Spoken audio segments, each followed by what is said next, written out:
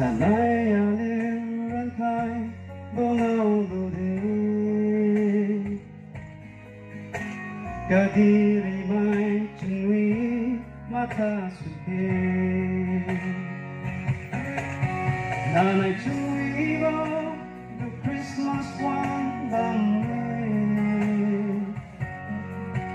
Alir cunwi zir patu zaton Wait to pay, go home pay, to Saudi bumble my lane. Kristade, agi, manaibo, the puangi.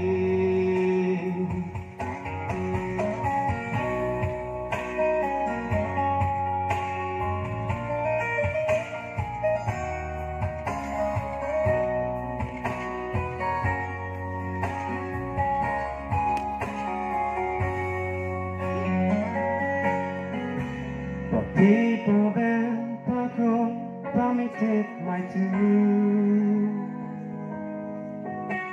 Babum tanpa benir, kamu kaide.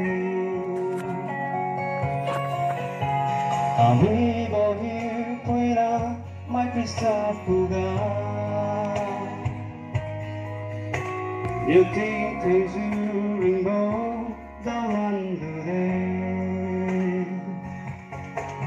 Tanay Chufibo, the Christmas one bande. Ali Chunzi,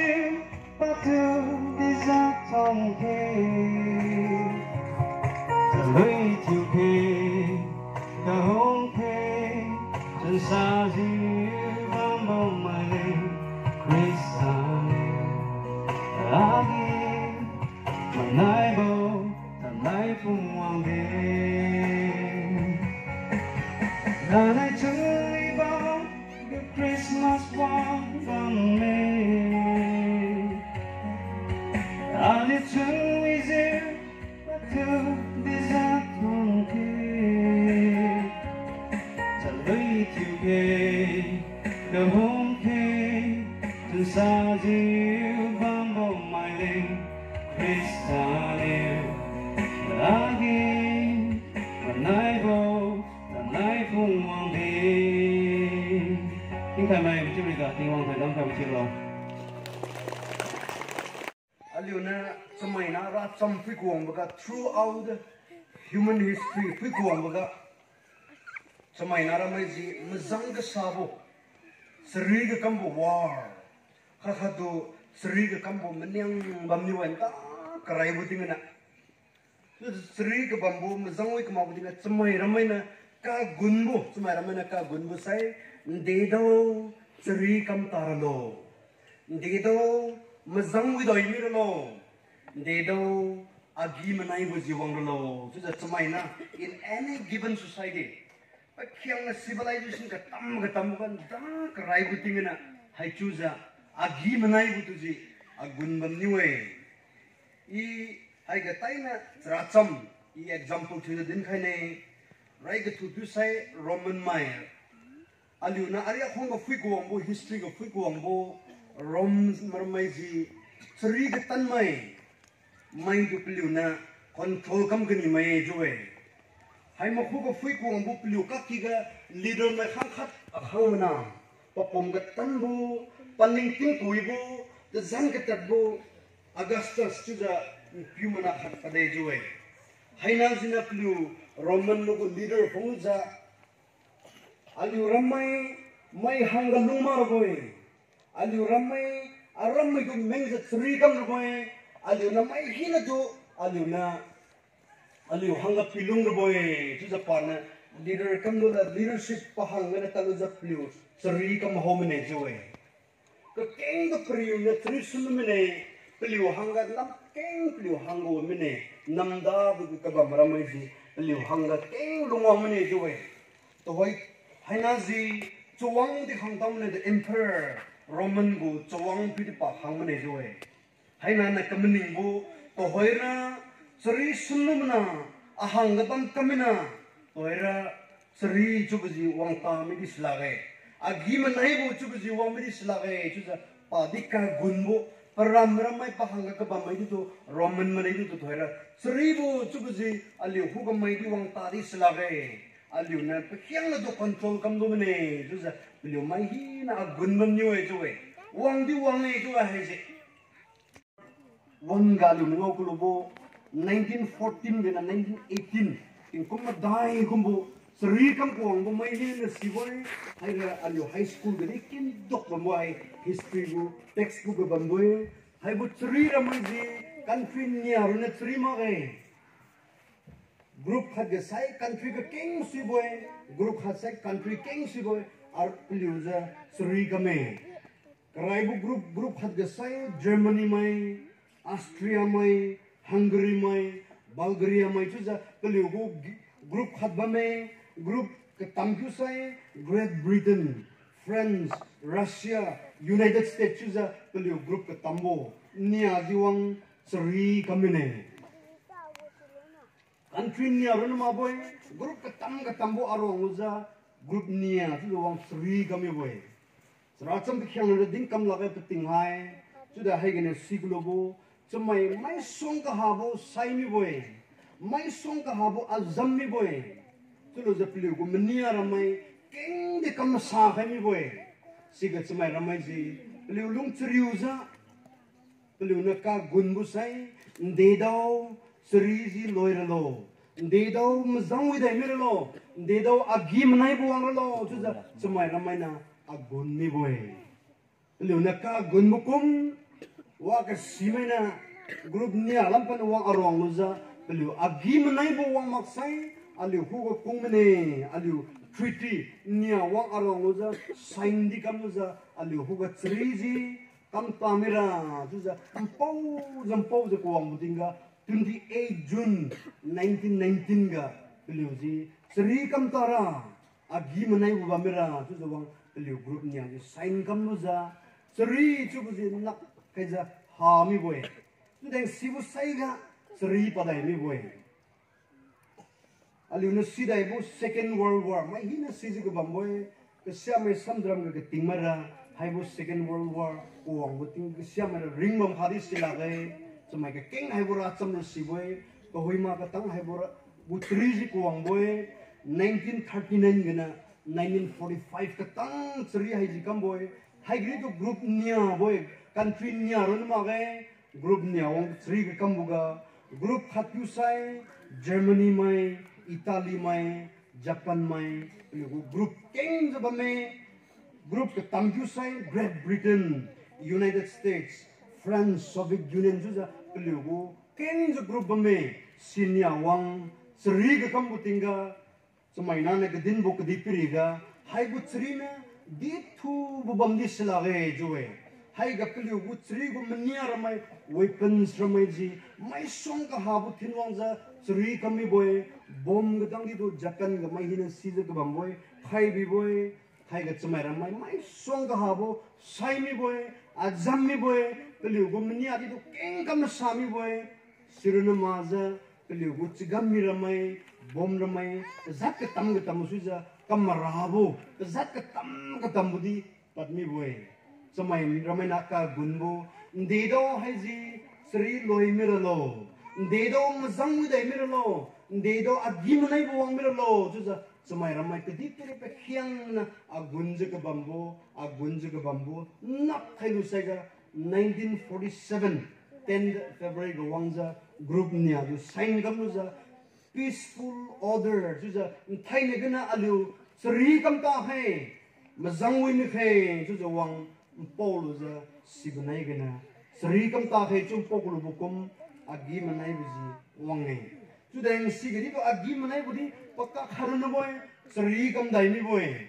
to hoi ka tang ni to alu mathiu na siji ga bambo alu na newspaper dik kin bamme alu na mobile ga fi butinga television fi dinga nai ma chang nan thain ding sri gam bamme country ga tambu zat ka tambu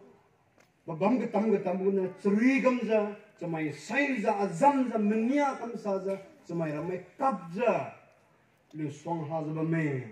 country run ma za state gadi duang peliu kaki gedi do mazang ga sabu keng pa jaga bambu ne mai hina si jaga bambu Manipur gedi to ai tingpum hasan ni boy uncai mai penai maki maka kiji semai hi nam po jaga bambu especially India ga semai ramai nam po jaga bambu parliament gedi haiji ari boy ndedo haiji sri tamil lo ndedo mazang wi dai mir lo ndedo agi manai bo mir lo tu semai ramai nam mai hi na agunjam po jaga bambu ne ndedo sri loi mir lo ndedo mazang wi mir lo agi manai bo chubuji mai hina nalu ni kini boy mai hina agun jaga bambu ne mazang wi ra agi manai bo ji thaina alu gu latpui hai ga rau hai jaga bambu kedi piriga agi manai bo bamlo Luke chapter 9 verse kriu madai ga Roma san sek ro hai jaga bamme klu alu nem pau kami bo kedi piriga tri gamja mai hinin dedo tri loi merlo dedo agi manai bo loi merlo chubu bunai hai bu agi manai bo chubu alu no fui ko wang boga hai jira tingin lam phan ko ma sai suja taina sub bi bune plura kedi piri bu ka bok boy kedi piri bu ka agi manai bo wang kedi piri bu agi manai bo ta dai ni chubu chu deng hai pyu hai ga maza na din ju ka bambo maza dung na wang da chului ga thibu ting wang da ko thun bo hai ga kedi piri ga agi manai bamlo chu pyu jira sup chang sup bo lo swang taina tam bi boy alu na bible ga ngo bu bo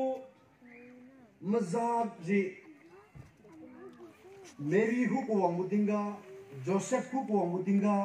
Zakaria hu ko wang mutinga Elizabeth hu ko wang mutinga kediu mai hu ko wang mutinga hai mili go hon mai bi wang mutinga hang hat na wang boy Today, the Hoy and the Bible the Ngokulubu, Mazak Raira Hadrun Wang Rayboy, Penuna Wang was a Milig Honmaidu, Ran Haipu Christa do, Mana Haibame, Tubu, Ratam Pisiva Pludo, Peludo announcement, declaration Wangza, Ran Haipu Christa do, Mana Haibame, Tubu Ratam Wang Dinraye.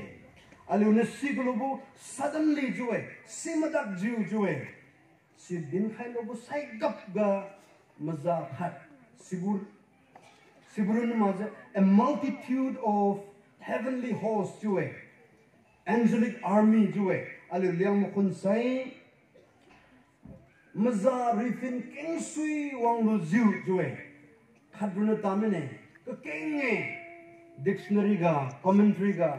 fui ko ang ba deju lo chubu romasan khai mai bible ga sitang lai mai nara keng wang lo za hai gara liuna ting wang do thon da din pa mene hai ga din pa bo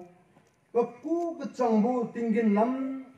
ting wang ken di bam lo ke di piri ga panyu ka chun ki mai huga agi manai bam lo chu za ting wang do thon za hai ji din mi boy maza ramai huga hai ji chlui khuza maza dung ramai na hai ji chlui khuza tingwang do thonja beliu je tinggen nampan hangdai mene joe sai khaina alu nam porbo haiji kedi piriga agi manai bamlo chubruna lakui haikni sai su je kedi bolam chopo marboy hai bolam chai bolam runa alu pon chamra kam hai peace on earth agi manai bamlo chu zaman jana ga din bura alu fui mui suiza alu na wa makum no fui sai Karahira cumai ramai ina plus rasang di mukunza kedi piriga ka gibu sri ga kambu cumai ramai dan dedo sri loi merlo cubu ka bambu magai haira hai gara sri hamer boy cubu gudi sun magai haira hai ga agi manai bo to say inner calm that comes from God's approval joy alung kiga agi manai bo joy hangkhat puga agi manai bo kuangbu tingwang na piga khaibune kudu krai kedi piri gu tri kam jaga bambara mera mazang sami tri dinga chamai na wang poza peliu ka ki ga agreement kam da sign kam da tri kam ta khai agi manai ne khai chamai na bu esera mera juda hai gara masan bo hu puina bu pum tan wang hai ga mazana ga din bura agi manai bo jubura alung ki ga seri gamamdi pathoma zabamdi tu alung kiga agi manai ja tingwang hu na kuang butu haizi dene example tu ja samdram ga aliu sanui boy tingwang aliu samdram ai da kungai kadiu lam fui hai bo ga seri ga kambo namnya seri gambam buya mazangsa bambuya sinas azammi buya sinas saimi buya tu ja nam gadi do Manipur lam di sunma Assam gadi sunma Nagaland gadi sunma tu ja zaracham chuam deng samjuram mera nda karaira pabam di sila ga tu de to hoi hai bu chikin gra aliu ko gra samjuram mera alas tu san kuibo seri tu gra aliu ko gra padma ge hai gani ina ding hai gani bu sai aliu ko ga seri ha bandi cumai ke kengra aku ga agi manaibo bam sunma ge karaira cumai ramen mening bam ni bo seri ha mi sai seri loi mi sai agi manaibo wang mi ro boy juwe the example dinja samdram ga toy seri ko mo bam sunma mai hina bo ngam kam jom na den cumai ke keng samdram ga tan pen di do agi manaibo bama agi manaibo hama arun na si jam ni ro bune agi manaibo bible na din bura seri loi miza agi manai je kabang sunma ge alung kiga tingwangbu agi manai bo chubune seri kam zabamdi ke siamai hugara ka buang buang mamdi ka triu buang mamdi peliu hugana peliu ra tingwangbu agi manai bo ngau kuni jengmana peliu huga agi manai bo inner peace bo peliu lung kiga kabambu ngawe hai gene alu nasib lobo ka dipirina agi manai bo kapibo panai tingin lampana tingin lampana agi manai bo langko wangbo kapibura tam sin bunai hai ja aliu sima hai dolage cumai ndana aliu go speaker na dia halam pan tai na din khai boy din masan sakai be boy tingin lampana agi manai bo kapibo panai kadi pirigu agi manai bo tam sine si aliu si muira Philippi mai chapter madai verse nia ga ikin khai bene situ sai tingwangbu agi manaibo samaina ningting swang ngkyubo Krista Jisu sinu nelu lungchun khadi nelu meningtu bu khai bine joe tingwangbu agi manaibo panai samaina na gura tam sin muna hai gani siglobo simasan sa Jisu Krista na pamun sakna din boy hai ji John chapter Krium madai verse makai madai ga Jisu Kristana ai chuja pamon sakna din boy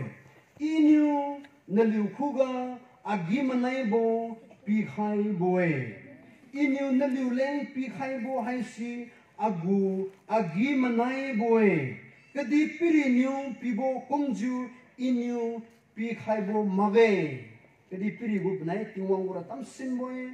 naliu manang tulo khadi kabok mi tulo khadi ping mi tulo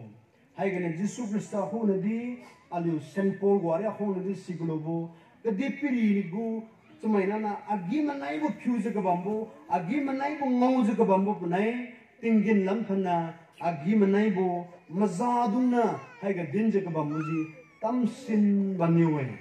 kadi piri gu agi manai bo temporary ha da mi ro boy to hoy mazang sami mazang wi dai mi sri kam jga bambu mazang wi dai mi agi manai bo mi tingkum khat tingkum nya sa ha dai mi ro boy dipiri gura lu itra cham ding khabra mai je sri ga di bu di wang sri ga samri wang mazang wi dai ro tha kam agi manai bo jeng no wang agreement kam de sikum bura ha dai mi bu ne temporary ha dai mi boy chu deng tingwang na agi manai bo thai nai maza dung na tingdin lam pan wang chalui chu hai bu tingwang du ka thon bu ka di pi agi manai bu sai sipura aliu huga ngomi sai ha dai la ne permanent aliu huga kheng sibu endurance tingwang huga na pum tan ngomi ro buna aliu je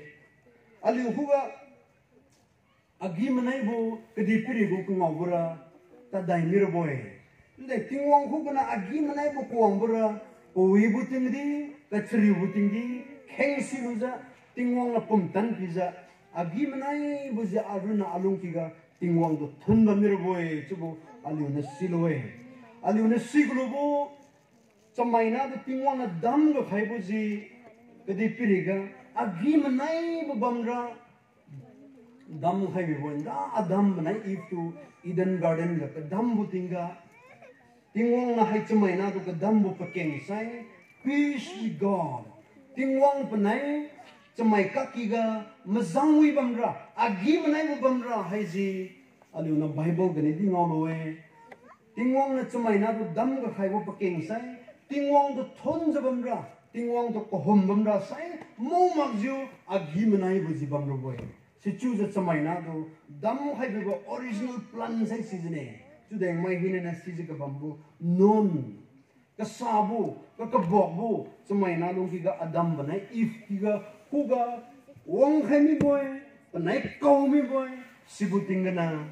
tingwang panai chmai na mazang wi ka bambu ji separated broken relationship sigina pangmine mazang wi ka bambu ji kamasami boy karaira tingwang panai chmai na ji agi manai za tu za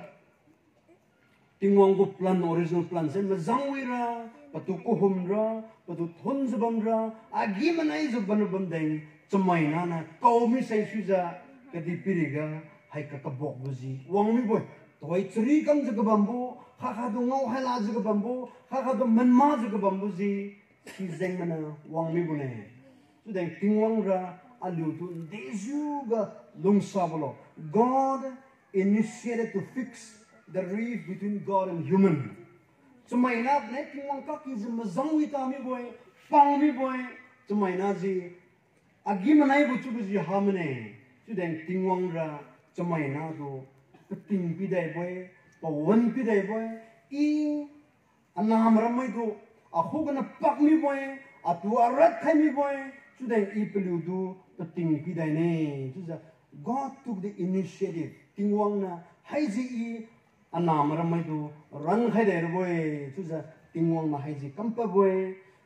alu to hai Christmas chu za kam ju ka bambu tingwang chmai na lun chu za ka dipiri lung kuang bu ai ji alu Christmas chu bu ko kenge de kam za Jesu Krista tingwang chmai na lun chu za Jesu Krista chu za ka dipiri lungwang lo mai hina na si ji ka bambu agi manai bo ha mi boy tingwang panai chmai na ka ki ji mazang wi bo ha mi boy chmai na ji tingwang hu ga wang mana do la mi boy diu mi boy pak mi boy ka bok mi boy si zeng mana ka diu ba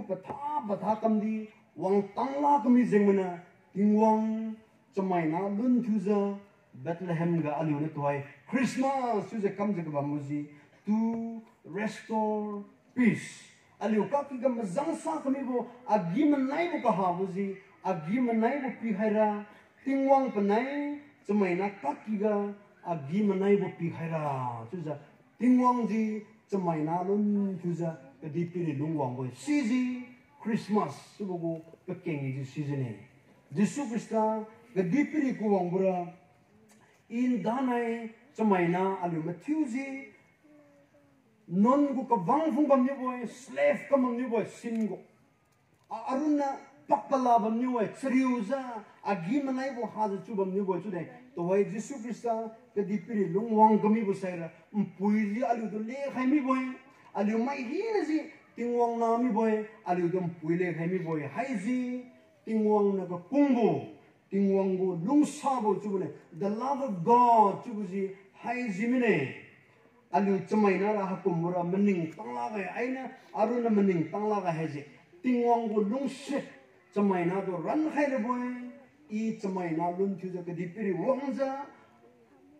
ana mai ina teliu ga khai mai dam ga khai mara mai do I wang teliu ro boy mai hina do I ran khai bi ro boy chu ja ko wang buji Christmas sibu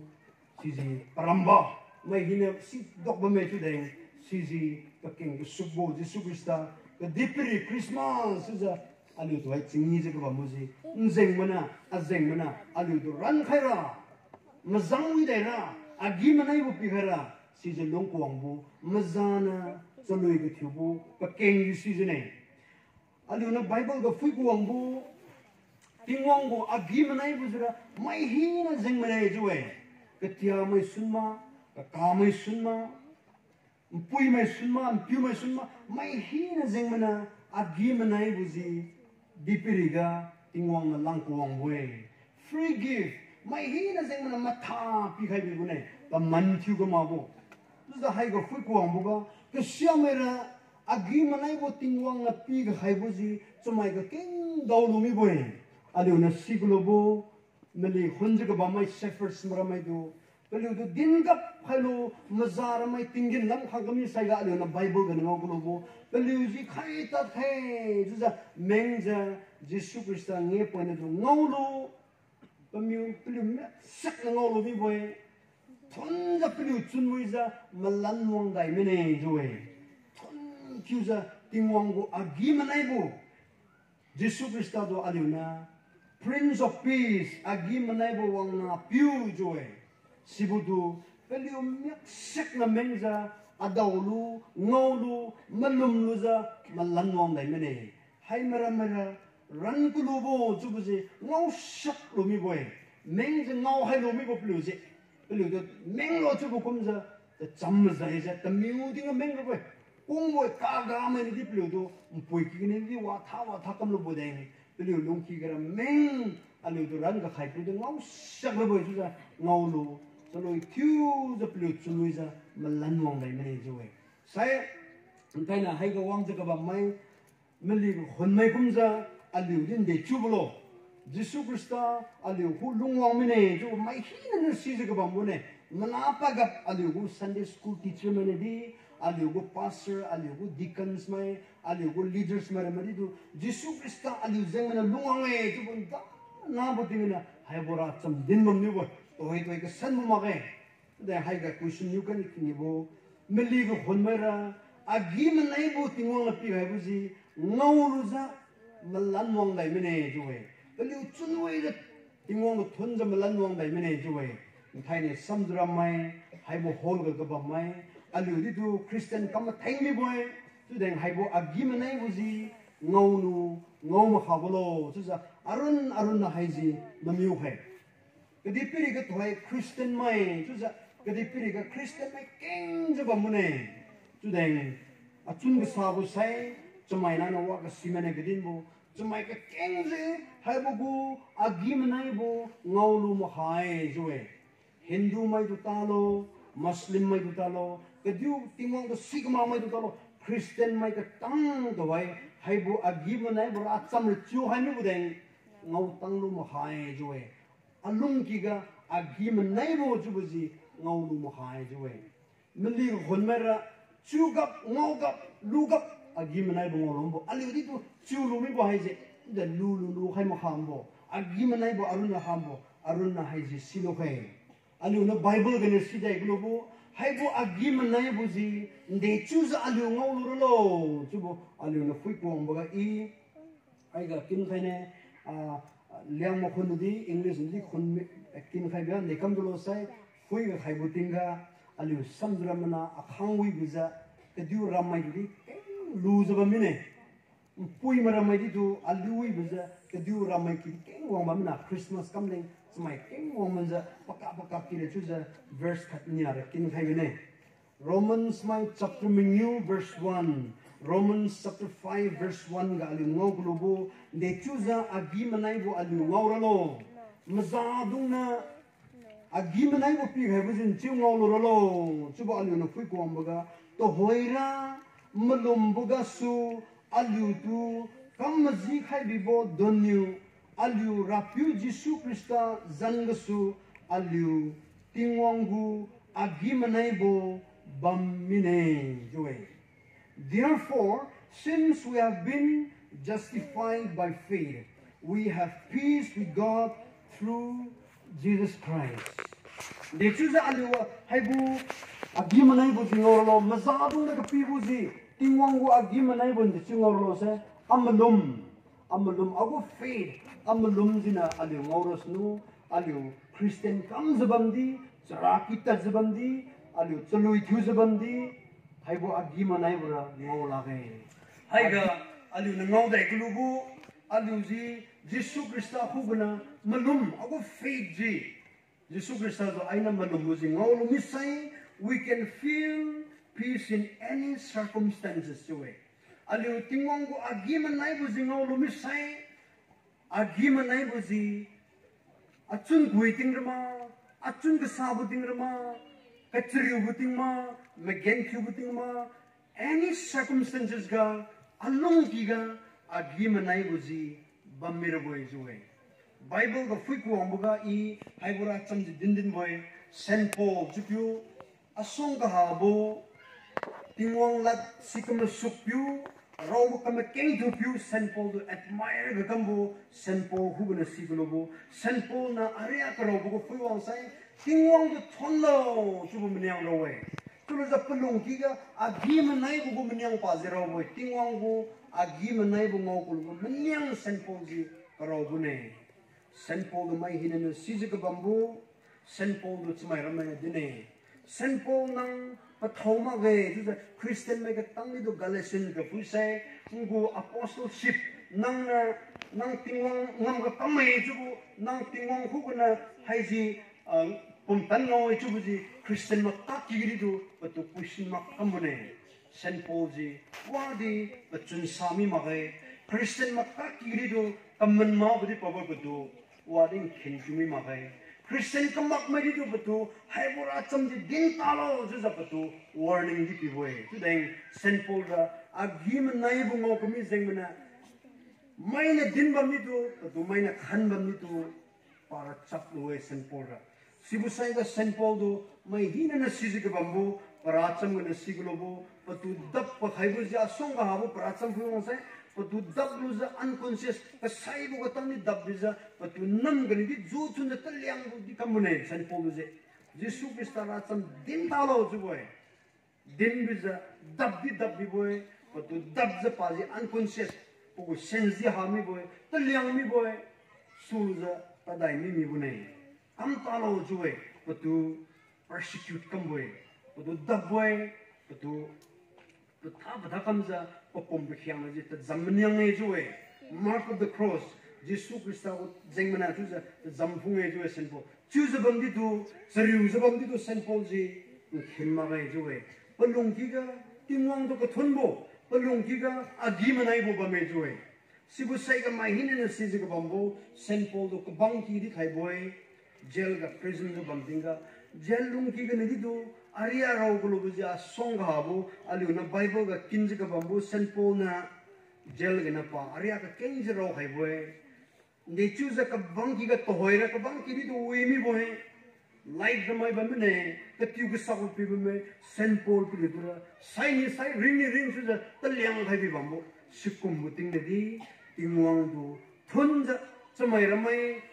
Ramaido tingwang do thonno khenmi dulo juza ka wang kiga sariu se ka bamu di ro kolobo Saint Paul hu na ngau kolobo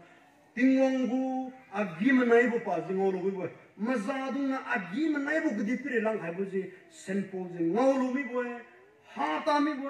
tingwang go pum tan ngau bo si jing mana pa chun gui bu ting di ka triu bu ting di sair bu ting di do tingwang do thunja agi manai bo haiji mazana ga dinbo mazana pi khai bo ji haibo agi manai bo din mamboy kaloi bo ga din khai bo thai ne aliu mazana wang male go khon mai do ga dinbo pakeng nya sam tap ding khai ji i loi mane karai pu sai aliu tingwang panai samai na ka kiga agi manai za lungbam ra chu bu jeng mana Jesu Krista kadi piriga lungwange chubu mai hinena silumi boy sai haiji de chuza agi manai bo tingwang uzin de chungor lo se amalum agu fade je tingwang hugna haiji bamza sibugo agi manai buzi ngawlu boy kadiubo mpui hai chubu aliu na silumene nia pu sai haibu agi manai bo tingwang hugna aliu ngawmi sai aliu aki dam ramai do akam ramai do agu family maramai du ditu agi manai bo mazang koi buzi bamir boy joe mazang koi budi tam agi manai bo tam dai bono agi manai bra suk diam boy haibu agi manai buzin de chuza aliu de chuza akidam ramai khuga aina akamai khuga agi manai bon chungau lurolo sai ko diu bung pui hai tingwang na aliu mo kwa ga khai bu kum aliu di kha kha mo kwa khai sai aliu khu ga ji agi manai bu wang mer boy wa ga ji I mai du agi lu za wina puidu kwa khai ta ma thinra alung ki ga gwa man mir bu ne agi manai bu ji nzikyu sai mening takka sai mening za agi manai bu ngol la re agi manai bu ngor bura kha kha tu kwa khai mi sai aliu chumai na kha kha huga agi manai bu jawang mer boy tu si tuza aliu na sidai globo haibu agi manai bu tingong na pi haibu to hoi kedi peri lung jaga bam tingra agi manai bu tingong ngau globo tingdi kachriu budi wang bam atu ngau hai kala madi kam wang zabam zak zawang bam me chu deng aliu tingin wang ka tang manai ra Yesus Kristus lan wang luza aliu tu tingin lam lang ko ma tingra haibu bu agi manai bu ji wadau di hadai lane kachriu bu mai na ngau hai kala bu mai na ka khan bu wadi hamir boy sising mana aram mai to kaloi bu ding hai kani bu hai bu ting theng gring bu agi manai bu jingau lora mai hi na ka denja ka di piri lungja ka bam ting di ka chriu bu ka di gari do agi manau bu ngolo hai sailuza tingin ga khang manai wadori do halabu agi manai bu ngol sekura ka denja lung hai tu ding khai mai hi na Christmas kam mai hai